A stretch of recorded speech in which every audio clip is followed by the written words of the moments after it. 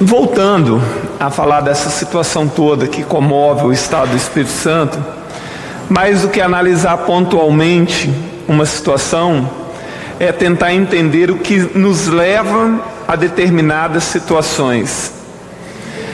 A gente observa, talvez pelo fato de que parte significativa da população brasileira não tem um nível cultural tão elevado, que quase todos os problemas do Brasil são analisados de uma forma superficial.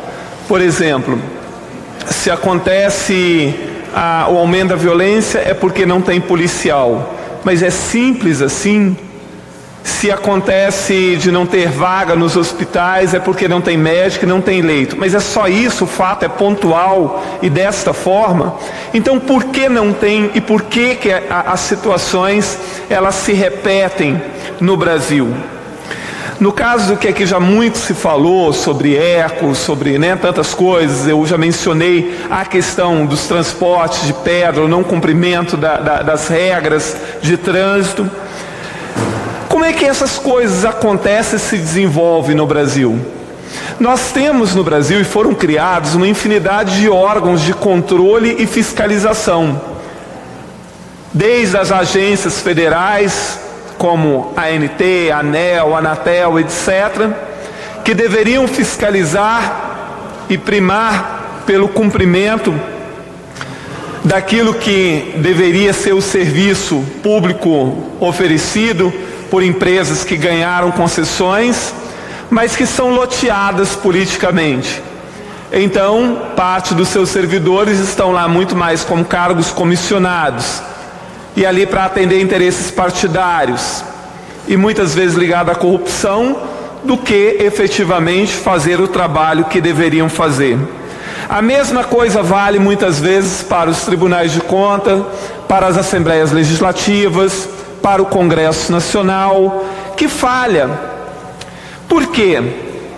Nós vivemos, infelizmente, no Brasil, entre as instituições públicas, os poderes e o setor privado, existe uma relação promíscua e muitas vezes prostituída, onde as pessoas estão o tempo inteiro trocando favores, se autoprotegendo ou se protegendo mutuamente, enquanto os interesses da sociedade ficam em segundo, terceiro, quarto, quinto plano.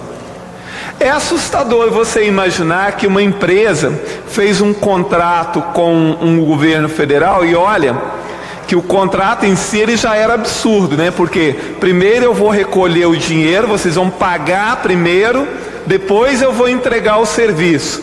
Seria como mais ou menos, assim, colocando de uma forma simplificada o contrato da ECO com o governo federal, imagine um indivíduo vai abrir um restaurante, mas ele não tem dinheiro. Então ele cobra das pessoas primeiro o preço da comida e vai cobrando e diz, olha, depois quando eu tiver dinheiro suficiente, eu vou servir a comida. Então depois lá pelas pessoas, olha, o dinheiro que eu estou arrecadando não é muito legal e tal, eu não vou fazer mais isso. Como é que uma empresa faz isso? Se ela faz, porque a ECO, mas se ela faz isso, é porque ela sabe que pode fazer.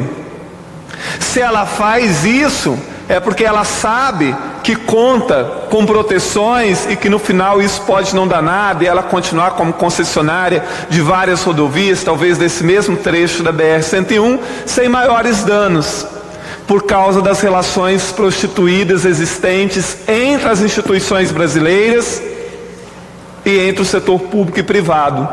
E a população ela tem que entender isso, ela tem que fazer essas ligações, para ela entender aonde estão os verdadeiros culpados que nos levam a essa situação. Quando acontece uma tragédia como essa que ocorreu no Espírito Santo, óbvio, morreu muita gente em uma mesma cidade, isso choca profundamente e a gente lamenta e isso deixa todos consternados. Mas no Brasil, de forma diatópica, ocorre todos os dias milhares de mortes que poderiam ser evitadas, sejam nas rodovias, sejam mortes por assassinato, sejam mortes por atendimento precário nos hospitais, e que poderiam ser evitadas, mas não são. Por quê? Porque os serviços públicos não funcionam. E muitas vezes esses serviços públicos, como nos hospitais, por exemplo, estão a cargo de empresas que funcionam como se fossem concessionárias também. E as pessoas, mas fulano morreu ali no hospital, morreu, mas não foi porque de negligência, não foi porque estava faltando remédio, não foi porque não tinha uma UTI, foi o acaso, foi a fatalidade. Não, foi porque não foi cumprido aquilo que era a obrigação daquela instituição de cumprir. E a população acaba não enxergando isso, porque aquele sofrimento que ocorre, vamos dizer, a conta-gota, e que está mais diluído pelo Estado e pelo país, ele não é notado. Mas todos os dias, em todos os cantos desse país, são dezenas, centenas, milhares de mortes que poderiam ser evitadas, e que não são fatalidades, elas resultam dessas relações prostituídas e promíscuas existentes entre os três poderes, outras instituições e o setor privado. Isso já é bem notório no Brasil, mas a capacidade, às vezes, das pessoas ligarem uma coisa com a outra e de fazer essa análise é muito rasa. E às vezes a análise fica sendo em cima de um fator apenas pontual, né? Então eu gostaria de chamar a atenção daqueles que nos ouvem, nos assistem em casa, que analisem essas tragédias, não só esta, mas as tragédias que abatem a população brasileira todos os dias, sob uma outra ótica. Não são pontuais, não são fatalidades e não são casuais. Elas resultam de uma relação promíscua e prostituída de instituições, poderes e o setor privado. O dia que parte maior da população começar a enxergar isso, talvez a gente vai começar a dar conta, então, de resolver, de amenizar, de atenuar efetivamente esses problemas. Porque hoje, no Brasil, infelizmente, interesses da sociedade, hoje não, eu acho que são 517 anos de história em que talvez isso tenha se agravado. Interesses da população, o sofrimento da população, ele não é visto, ele é negligenciado o tempo inteiro. Às vezes, quando ocorre uma tragédia como essa, vem a público muitas personalidades, né? Muita gente ali se solidariza, etc. Mas isso acaba caindo no esquecimento, porque as relações que nos levam a essa situação, elas permanecerão.